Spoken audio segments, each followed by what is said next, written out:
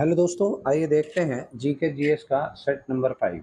इससे पहले हम 4 सेट कर चुके हैं और हर सेट 25 क्वेश्चंस का है। प्रीवियस ईयर के क्वेश्चंस हैं, बहुत ही इंपॉर्टेंट क्वेश्चंस हैं। इन क्वेश्चंस के आधार पर आप डिसाइड कर सकते हैं कि आपको जीके जीएस की प्रिपरेशन किस तरीके से करनी चाहिए और क्या-क्या इम्पोर्टेंट होता है और उस पर्टिकुलर क्वेश्चन से किन-किन टॉपिक्स को आपको कवर करना चाहिए।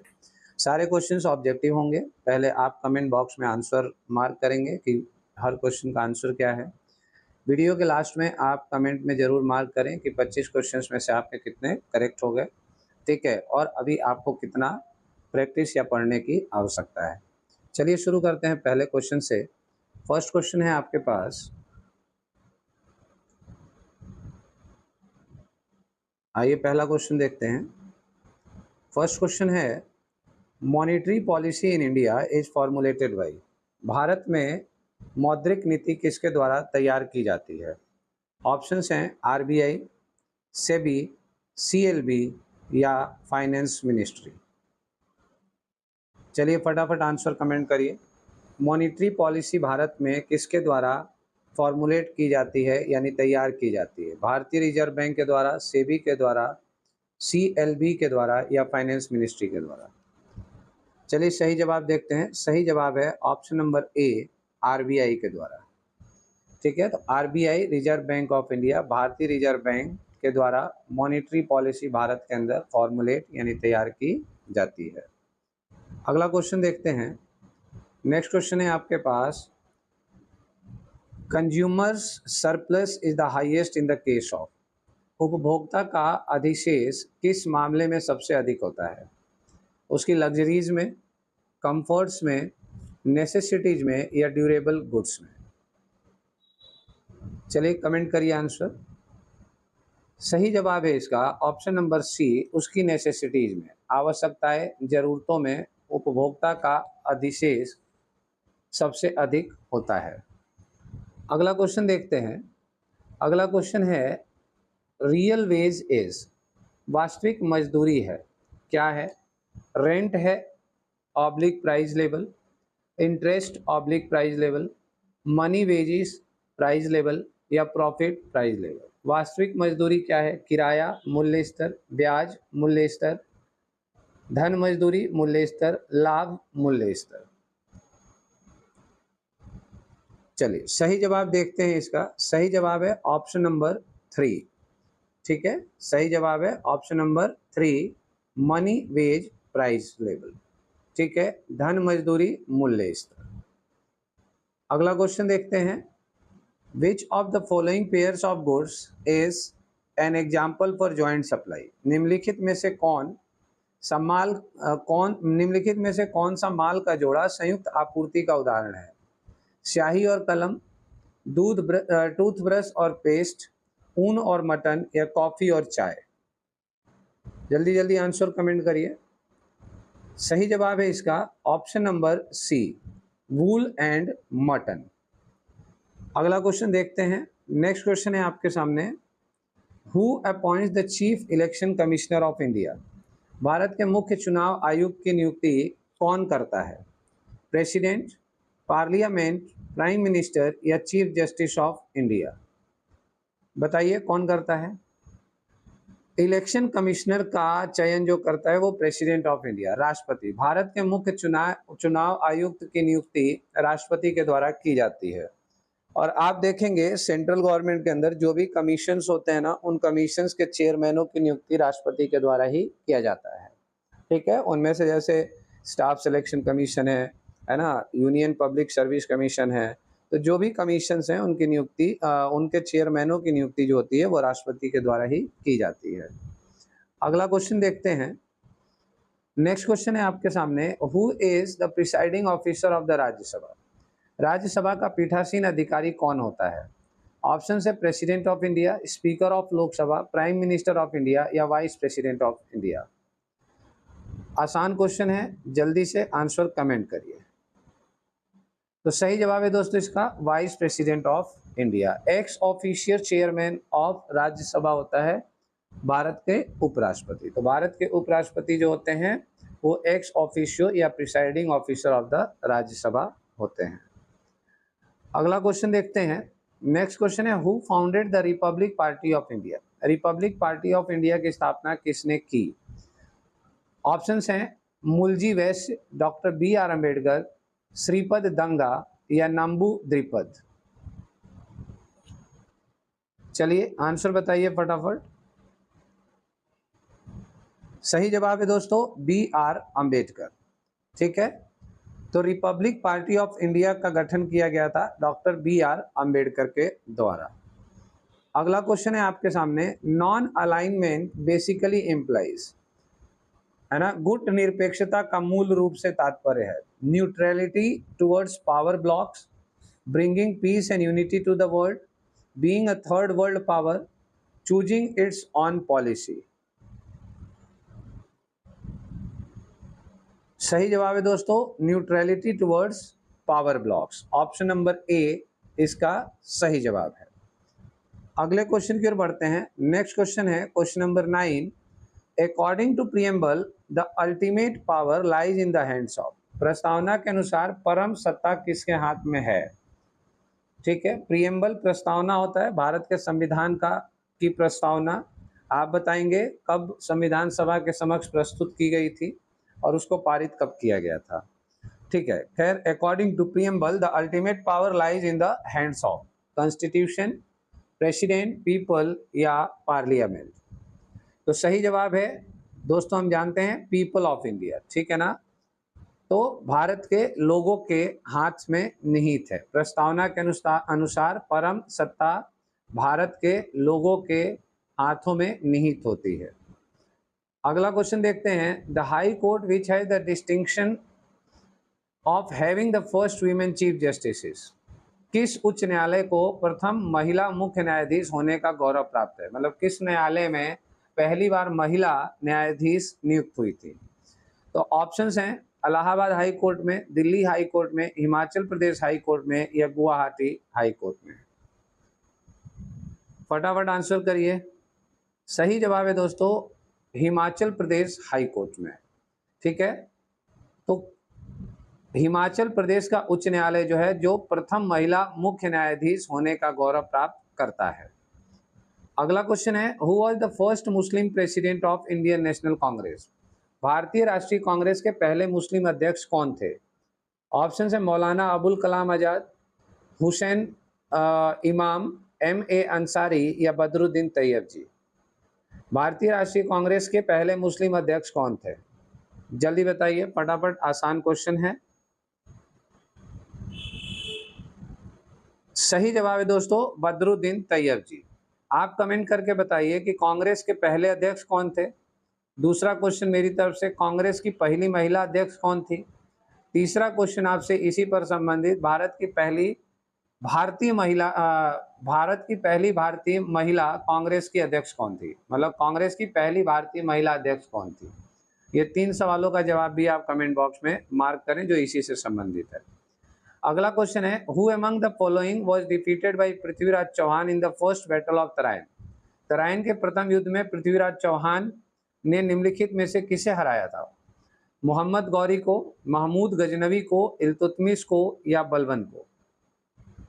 आसान क्वेश्चन है, कमेंट में ये जरूर बताएं कि प्रथम तराइन का युद्ध कब हुआ था। तो दोस्तों इसका सही जवाब है Mohammad Ghori. Option number A इसका सही जवाब है।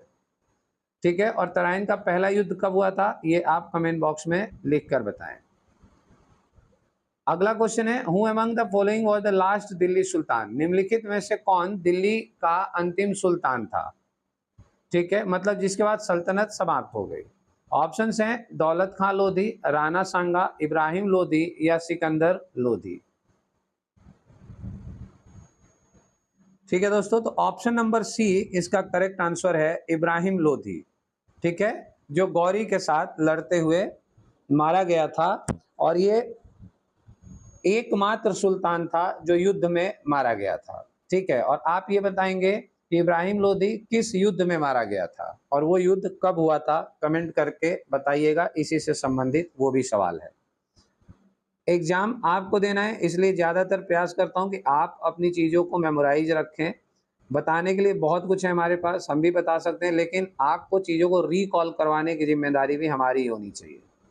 अगला क्वेश्चन देखते हैं दोस्तों, the policy of racial discrimination followed in south Africa was. बहुत ही आसान क्वेश्चन है। दक्षिण अफ्रीका में अपनाई जाने वाली नस्लीय भेदभाव की नीति क्या थी? सिविल राइट्स मूवमेंट, अपार्थाइड, सफ्रेज या नॉन अलाइन।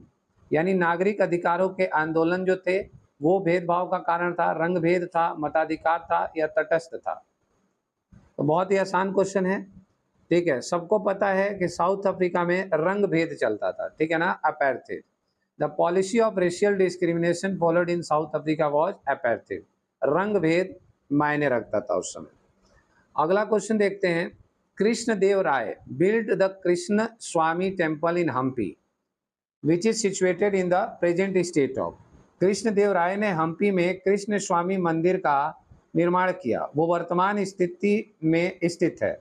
वर्तमान में कहाँ स्थित है, आप इसको ये मार्क करिएगा, ये गलत मार्क हो गया है। ऑप्शन है कलकत्ता में, जम्मू कश्मीर में, केरला में या कर्नाटका में। फटाफट मार्क करिए आंसर। तो दोस्तों सही आंसर है कर्नाटका में, ठीक है। Krishna Dev Rai build the Krishna Swami temple in Hampi, ये किस राज्य में स्थित है? तो ये कर्नाटका राज्य में स्थित है। अगला क्वेश्चन देखते हैं, in which country which countries are separated by the 49th parallel, है ना। 49th पैरेलल लाइन के द्वारा कौन कौन से देशों का विभाजन किया जाता है? 19वीं समानांतर रेखा किन देशों को अलग करती है? USA and Mexico, France and Germany, Russia and China, USA और कनाडा। सही जवाब है दोस्तों यूएसए और कनाडा को 39वीं समानांतर 49वीं 49th जो है 49वीं समानांतर रेखा जो है वो यूएसए और कनाडा को अलग करती है। अगला क्वेश्चन देखते हैं, गुरु शिखर इज, गुरु शिखर एक है, यानी गुरु शिखर निम्न में से क्या है? ग्रेट गुरु ऑफ सिक्स है, famous hunting spot of Himalaya है, highest peak of the Aravallis है या shipping yard of Andhra Pradesh है? तो दोस्तों इसका सही जवाब है ऑप्शन नंबर सी, ठीक है। Guru Shikhar highest peak of Aravalli है। अरावली पर्वत की सबसे ऊंची चोटी जो है उसे हम गुरु शिखर कहते हैं। अगले क्वेश्चन पर बढ़ते हैं, अमाउंट ऑफ वाटर वेपर जो कि गैसियस फॉर्म में होता है in a given volume of air जो कि क्यूबिक मीटर होता है is known as relative humidity, absolute humidity, specific humidity या मिक्सिंग रेशियो। जल्दी कमेंट करिए आंसर इसका। सही जवाब है दोस्तों option number B, absolute humidity. अगला क्वेश्चन है, tidal forest is otherwise called. Tidal forest is called, आप ऐसे भी कह सकते हैं, है ना। ज्वारीय वन को अन्य प्रकार से क्या कहा जाता है? मॉनसून फॉरेस्ट कहा जाता है, मैनग्रूव फॉरेस्ट कहा जाता है, कॉनिफेरस फॉरेस्ट कहा जाता है या एवरग्रीन फॉरेस्ट कहा जाता है? तो अगर आप फॉरेस्ट के बारे में पढ़ाई कर रहे हैं तो फॉरेस्ट को भी पूरी तरह जान ले कि किस किस प्रकार के फॉरेस्ट होते हैं और उनमें क्या क्या चीजें उपलब्ध होती हैं, ठीक है। तो टाइडल फॉरेस्ट को मैनग्रोव फॉरेस्ट कहा जाता है। Option number B is correct answer. तो मैनग्रोव फॉरेस्ट कहा जाता है किसको? टाइडल फॉरेस्ट को। अगला क्वेश्चन है दोस्तों, in which state is Jog falls located. Jog जलप्रपात किस राज्य में स्थित है? महाराष्ट्र में, कर्नाटका में, तमिलनाडु में या केरल में? जल्दी बताइए, बहुत इंपॉर्टेंट क्वेश्चन है और लमसम नोन क्वेश्चन है। तो सही आंसर है ऑप्शन नंबर बी, कर्नाटका में, ठीक है। तो Jog falls located in Karnataka, option number B is the correct answer. अगला 21वां क्वेश्चन देखते हैं, flowerless plants are termed as. Flowerless plant को क्या कहा जाता है? फूल रहित पौधे कहलाते हैं। ब्रायोफाइट्स, थैलोफाइट्स, क्रिप्टोग्राम या फेनरोगस? सही जवाब है दोस्तों cryptograms. Option number C is the correct answer, cryptograms कहा जाता है। अगला क्वेश्चन है आपके सामने, व्हाट इज स्पंज। स्पंज क्या है? A plant, an animal, a fungus या अ फोजिल? तो सही आंसर है ये एक जानवर है, ठीक है ना।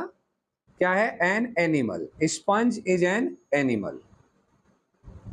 अगला क्वेश्चन देखते हैं, excess amount of absorb water by plants is liberated out by. पौधों द्वारा अवशोषित जल की अतिरिक्त मात्रा को किसके द्वारा मुक्त किया जाता है? ऑप्शन है ऑस्मोसिस, डिफ्यूजन, ट्रांसपिरेशन या इवापोरेशन। चलिए फटाफट आंसर बताएं। तो इसका सही जवाब है दोस्तों ऑप्शन नंबर सी, ट्रांसपिरेशन। पौधों द्वारा अवशोषित जल की अतिरिक्त मात्रा को ट्रांसपिरेशन यानी स्वेद के द्वारा मुक्त किया जाता है। अगला क्वेश्चन है 24th, type of vertebrate animal which creep and crawl are called. रेंगने वाले कशेरुकी जंतुओं के प्रकार कहलाते हैं। ऑप्शंस हैं एम्फीबियंस, मोलस्क, रेप्टिलियंस या मैमिलियंस। तो सही आंसर है रेप्टिलियंस। ठीक है, करेक्ट आंसर इज रेप्टिलियंस। अगला क्वेश्चन देखते हैं दोस्तों, the only plant cell without nuclei among the following are. निम्नलिखित में से बिना केंद्रक वाली एकमात्र पादप कोशिकाएं हैं।